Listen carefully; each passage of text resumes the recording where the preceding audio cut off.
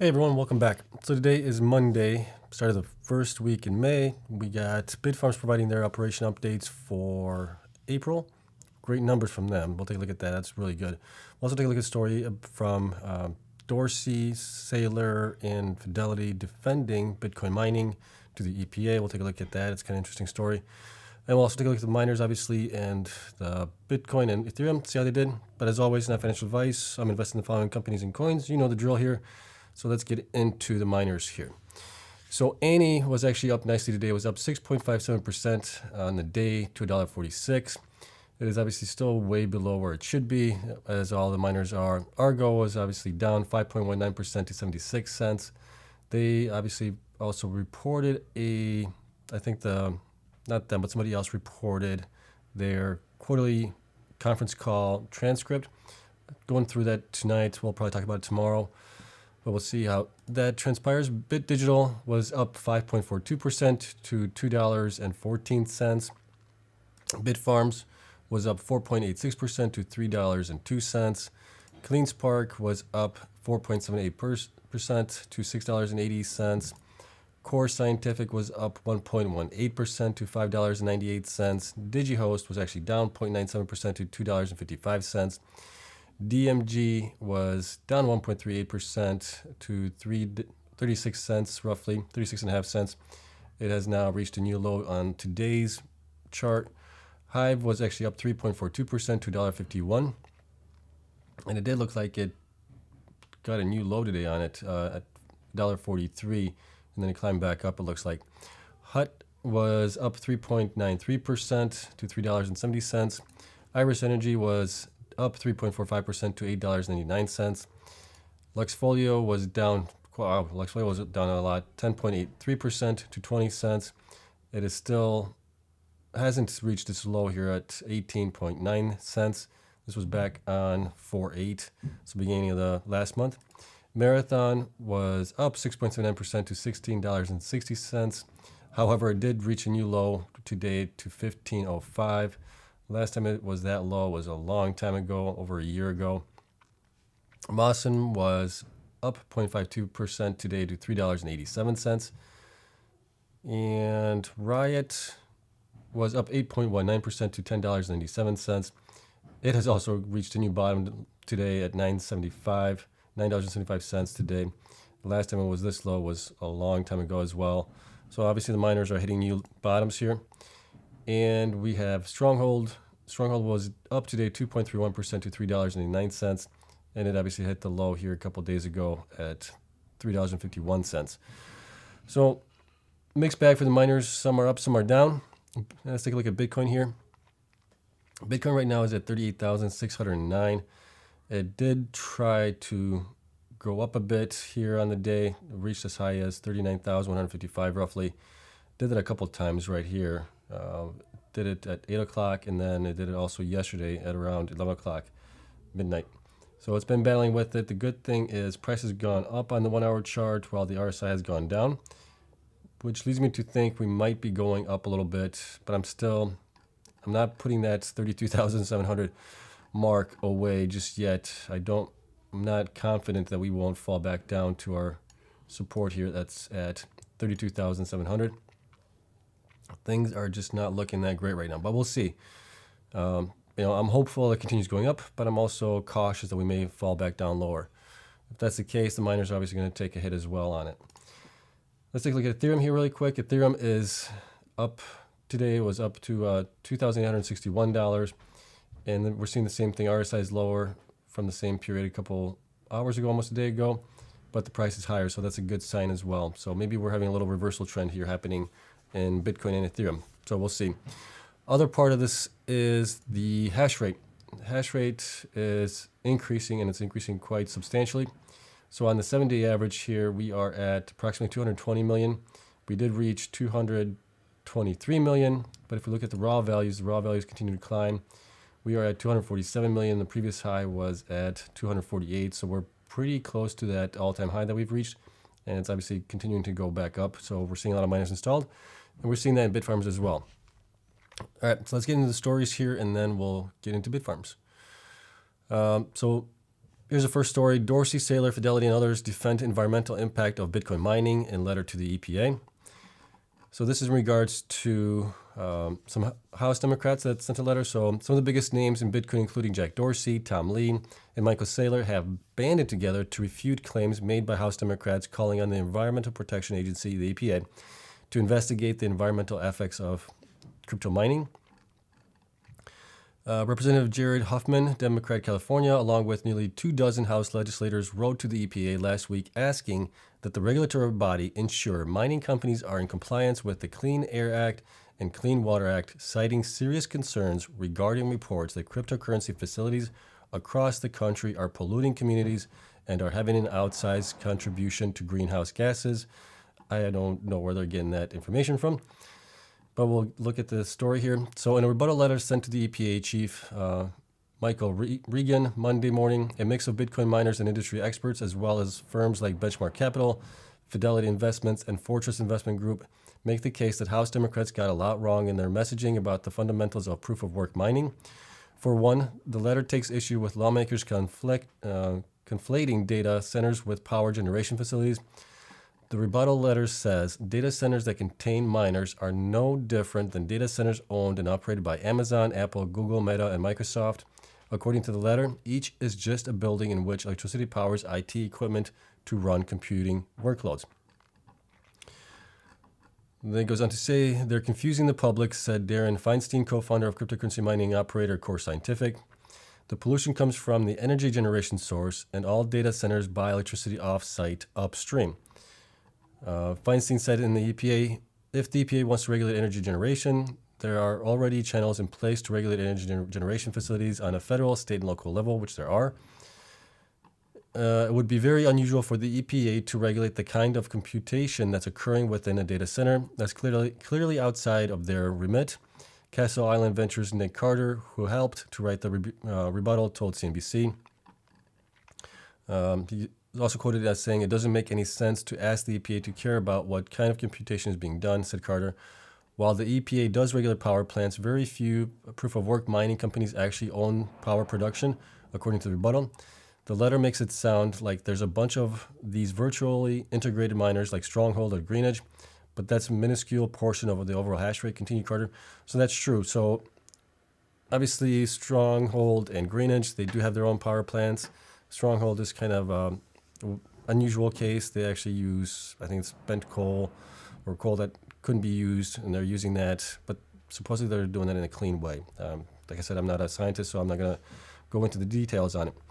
Greenidge, I'm not so sure yet. I still have to do some research on Greenidge, but they do obviously have their own power plants, and that's the only two that I know of so far that are doing it. The rest of the companies are using, whether it's nuclear, solar, wind, hydroelectric, and other sources as well. Huffman and his fellow colleagues also take issue with the specialized computing hardware, which they claim creates a major electronic waste challenges as millions of devices quickly become obsolete, leading to a large amount of electronic waste. I'd like to know what they would feel as quickly. What is the time frame that they're citing for that? The letter cites estimates that Bitcoin mining alone produces 30,700 tons of electronic waste annually. They go on quoting here, the industry needs to be held accountable for the waste and discouraged from creating it, the letter argues. The note to the EPA this morning refutes the e-waste claim, saying that the legislators cited a widely criticized research study that makes bold assumptions about the depreciation timeline for mining rigs. The letter says that the assumption of a 1.3 year period for depreciation is extremely short, and lawmakers infer that the entire fleet of rigs are periodically junked. Yeah, that's not going to happen. It's a huge investment that the companies are making in the miners, right? So usually they want to have those miners running for at least 4 to 5 years, if not longer, if they can obviously get that much out of them. But you don't want to spend millions of dollars, hundreds of millions of dollars, and then have to redo that again next year. It just doesn't make any sense. You want to put those miners in. It takes you about a year to recoup, obviously, the investment in it. Sometimes a little bit more, but you want to hold on to those miners for as long as you can to get as much money back out as possible. So, yeah, I think 5, 6 years, even 7 years on some of the miners is probably a good estimate to go with. And that's it. So it's unclear whether the EPA will wade into the larger debate around proof of work.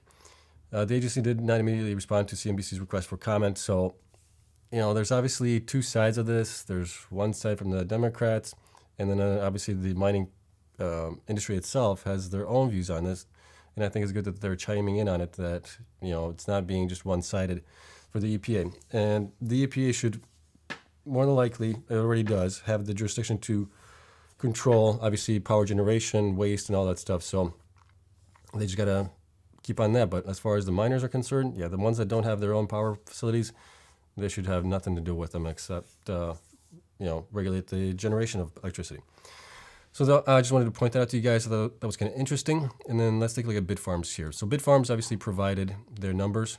So Bitfarms provides April 2022 production and mining operations update. So Bitfarms mines 405 Bitcoins for an average of 13.5 Bitcoins per day, which is huge. Increased hash rate, 600 petahash to 3.3 exahash. This is outstanding. They did a great job, especially in April, getting 600 petahash installed.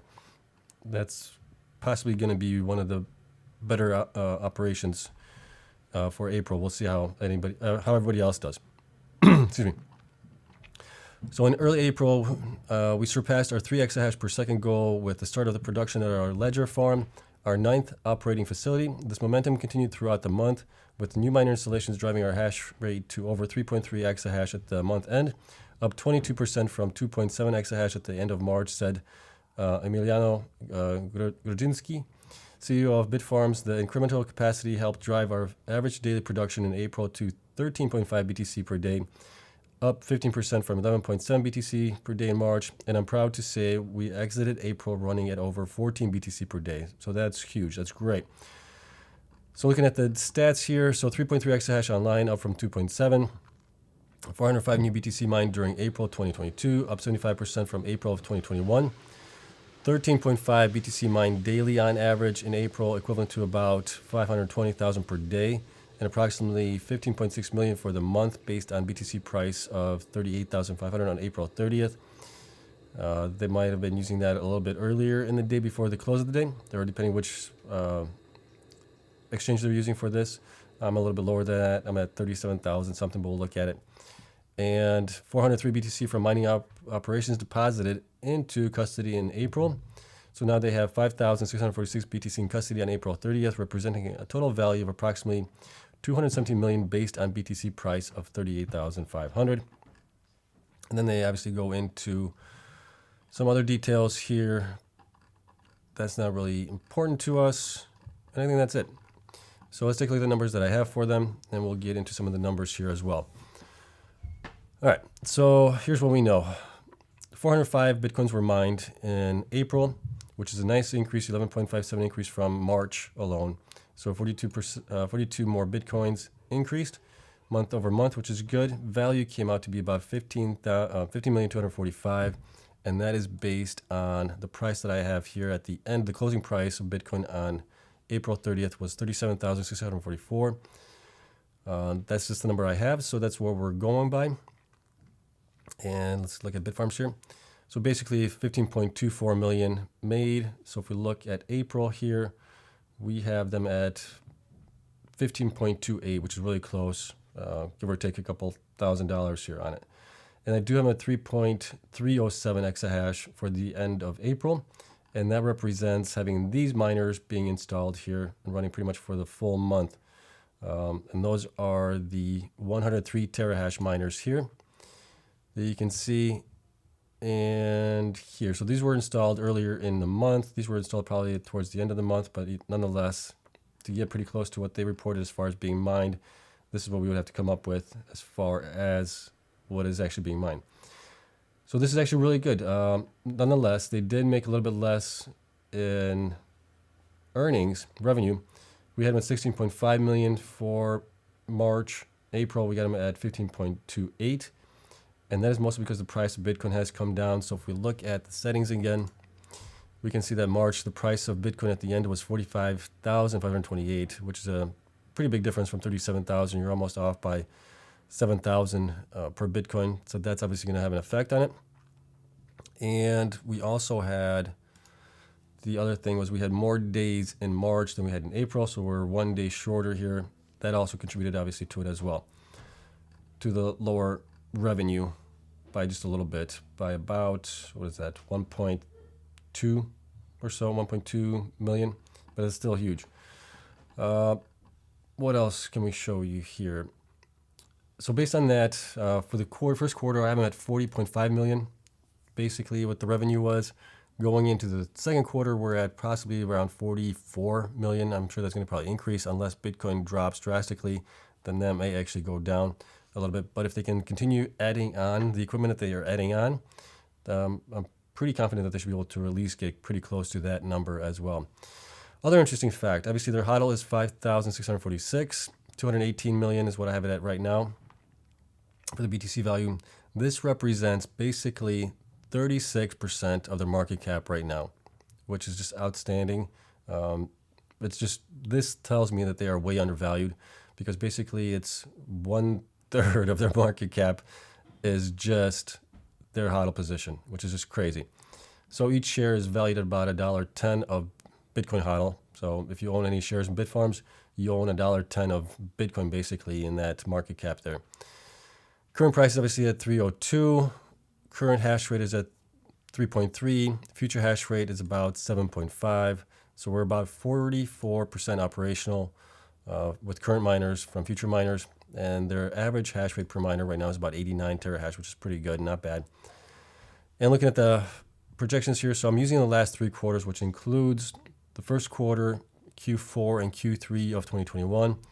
And then we're using, obviously, the current quarter, which is the second quarter numbers here, potentially. I have them at, if we're using just the price earnings multiple of 5, at $3.56, which leads me to believe that they are way undervalued. It's probably closer to 4.5 price earnings multiple. And like I said, they're just way undervalued in my opinion right now. So I'll be scooping up as much as I can if it dips any lower, because I do think Bitcoin is obviously going to rebound eventually, whether it's this year or next year. We are going to get new all-time highs, especially as we get closer to the next halving event. So it might be a good time for the long term to, dollar cost average in by as much as you can if possible.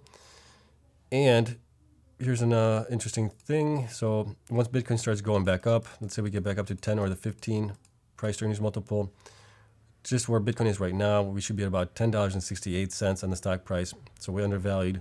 If Bitcoin gets close to 100,000, we should be closer to $14.63. Huge difference, obviously. Almost, 5x increase in price. So there's that. Trying to think if there's anything else that's kind of important to see. And that also, that 1068 would be pretty close to that 52-week high that we had last year on the stock price here. So it was at 936, it's now at 302. Like I said, way undervalued. Everything's getting crushed right now with Bitcoin going down and the economy the way it is. Markets in general. So like I keep saying, be greedy when others are fearful, and be fearful when others are greedy. Not financial advice as always. But that is it. So congrats to Bitfarms team. Outstanding month, especially getting that many miners installed, which is huge. We'll see how the other miners do as well going forward this week. And I do love Bitfarms for providing this, first day out. So thank you for them. I wish all the companies would do that. It'd be great. But anyway, it's kind of good because that way it kind of spaces it out and we get to talk about them all. But that's it. If you guys enjoyed it, obviously spreadsheets available to Patreon members. Thank you to Patreon members for their support. And we'll see what happens tomorrow. We'll keep an eye on things and keep you guys posted on anything that happens. All right, that's it. Thank you so much for watching. If you enjoyed it, hit the like button, subscribe. That's all I ask. That's it. Have a great one. I'll see you guys in the next one. Bye.